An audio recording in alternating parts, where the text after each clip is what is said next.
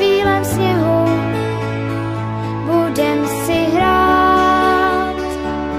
Za okny psaní, v něm dětská přání, co by jim Ježíšek měl k Vánocům dát. Rolničky zvoní, jehličí voní, děti už čekají na zázrak.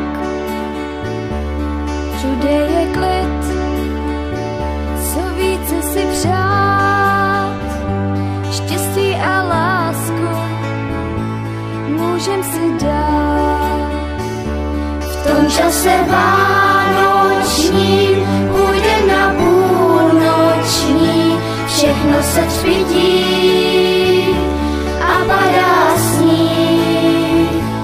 Ježíšek z dárky už přijíždí z dálky a z bílých strání je slyšet smích.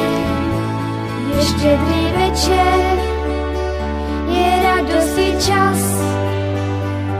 štěstí a lásku ať probouzí v nás.